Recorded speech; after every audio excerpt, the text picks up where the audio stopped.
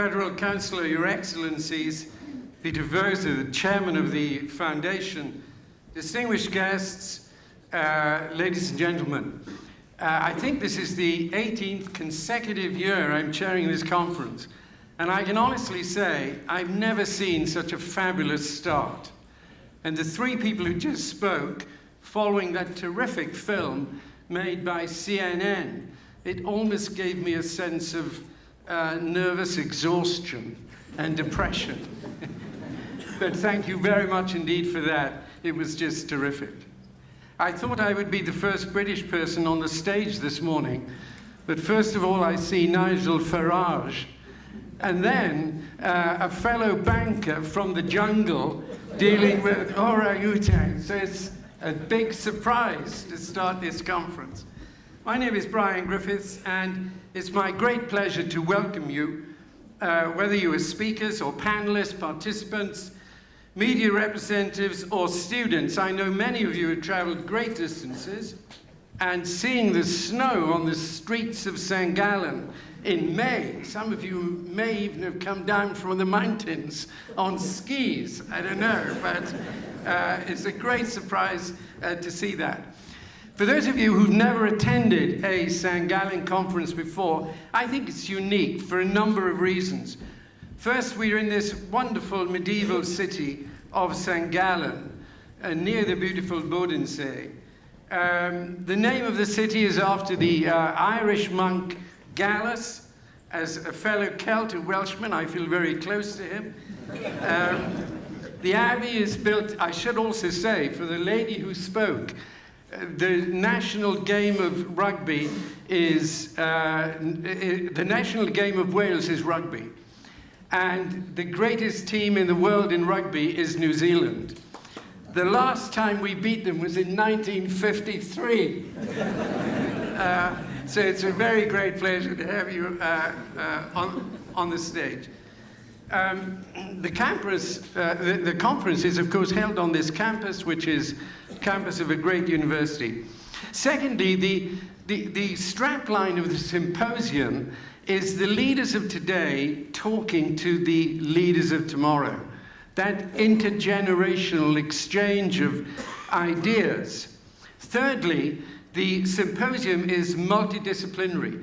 It's about economics, it's about business, it's about philosophy, it's about science, entrepreneurship, innovation, sociology, and rarely do I go to a conference which encompasses such a large range of subjects. And fourthly, what's remarkable about the organization of the conference is that it's entirely organized by the students. About 25 students give up 9 months. They come out of their program simply to devote themselves to organizing the event, arranging the logistics, contacting speakers, raising funds, traveling a great deal.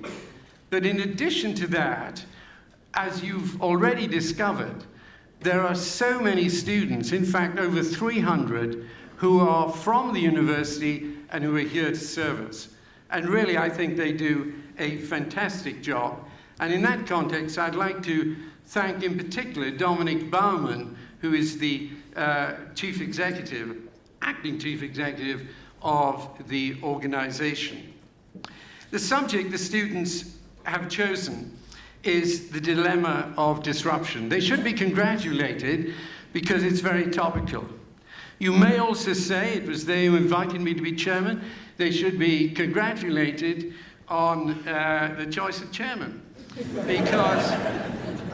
Because who better to chair a conference on the subject of disruption than someone from the United Kingdom?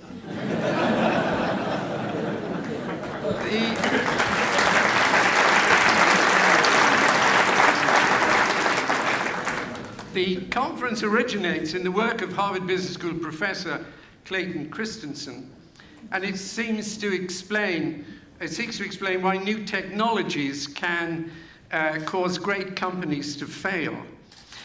Disruption in business occurs every day, as we've seen in that terrific film, and is very well documented. In the financial world, which I'm part of, technology is reshaping financial products, financial markets, and financial institutions. And it's taking place not just in business and in banking, in the financial sector, it's in academia, it's throughout the whole of society. Demography is playing a key role in it.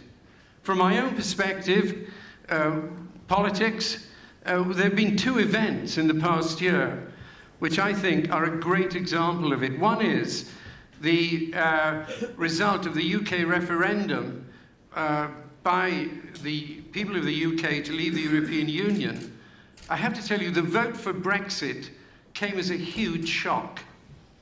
The day of the vote, I said to my wife about 11:15, why don't we go to bed? The result is very clear, the Remainers will win. All the polls are predicting it. I got up about 6:45 in the morning, make some coffee, turned on the television, and to my horror, in a way, on the other hand, to my delight, but to my great surprise, the vote had been decided, and the vote for Brexit had been cast.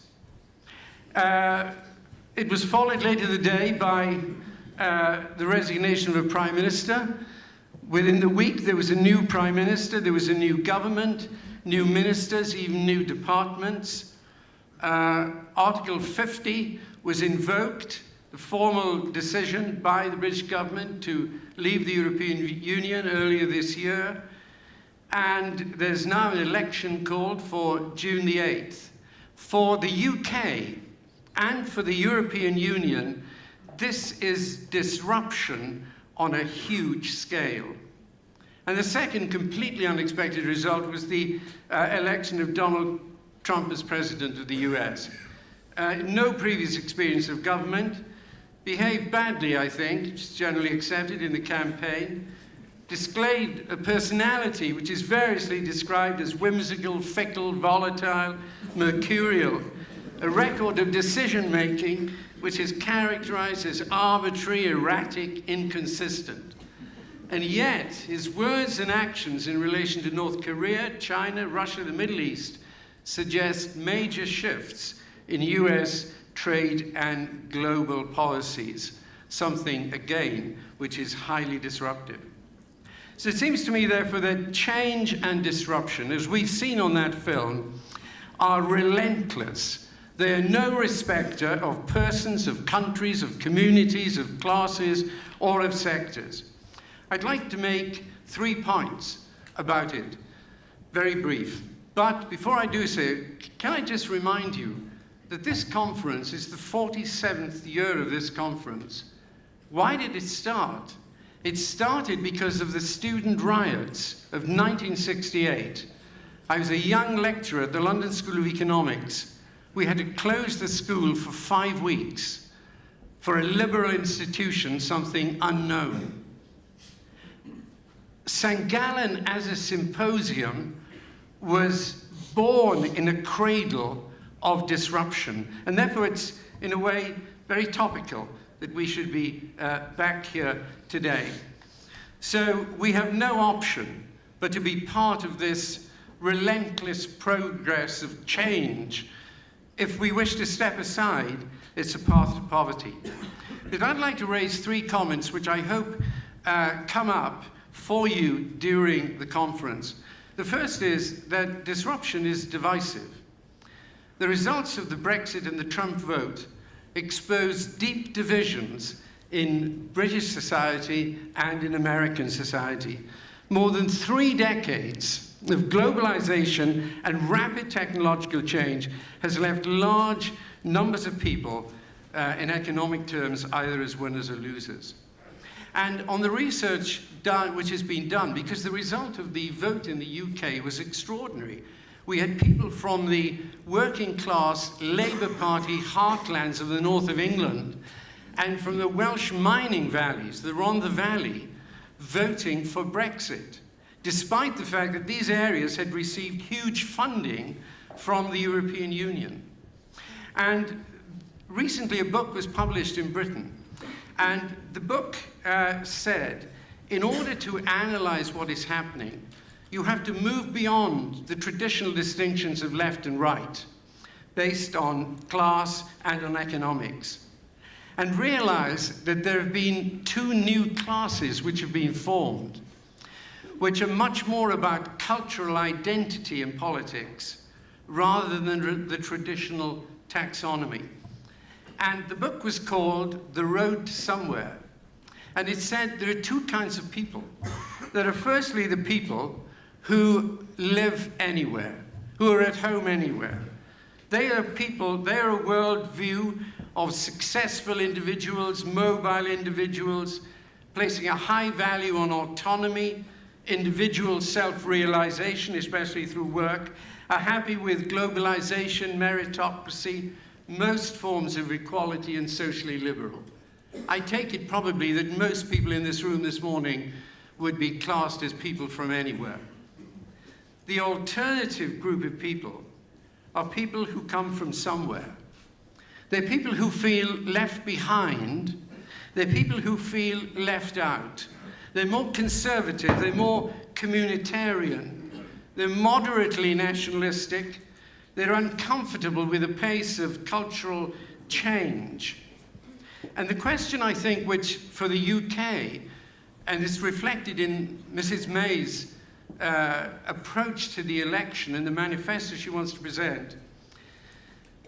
In the Brexit vote, the somewheres outvoted the anywheres.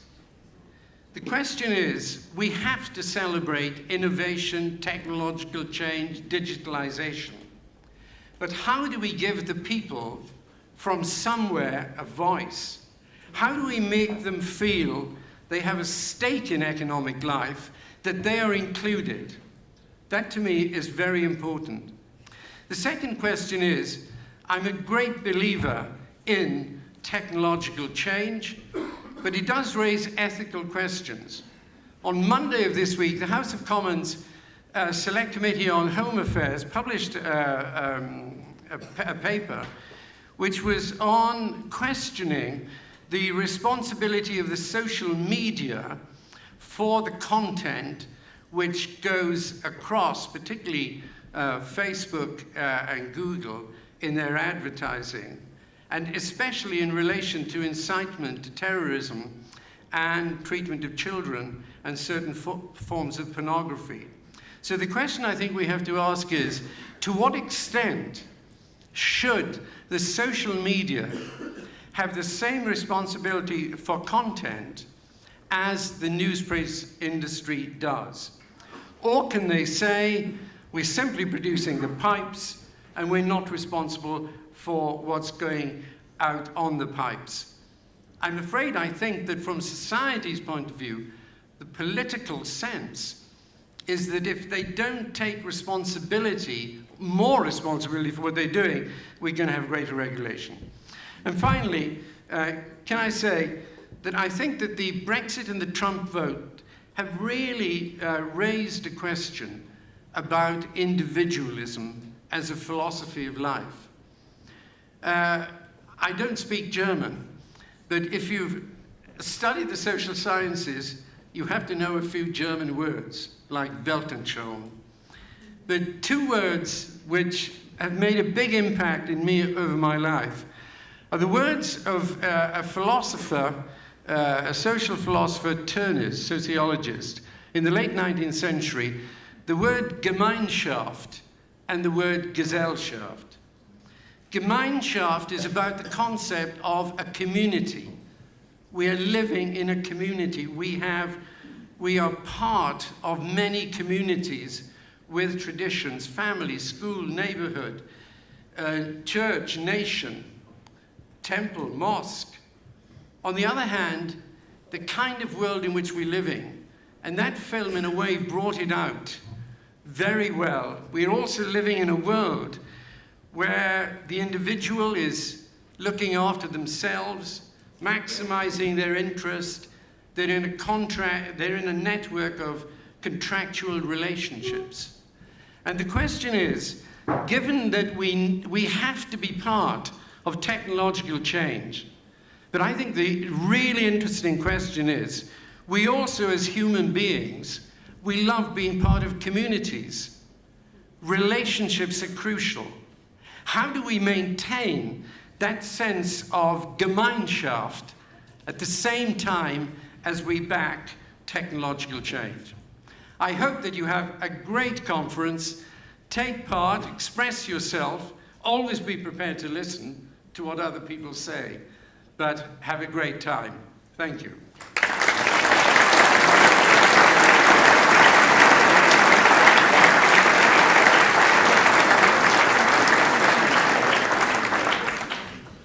It's now my very great pleasure to introduce Johann Schneider-Ammann, who is the Federal Chancellor of the Swiss Confederation, representing this part of Switzerland.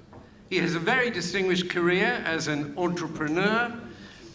As the Federal Chancellor, he heads the Department for Economic Affairs, for Education, and for Research.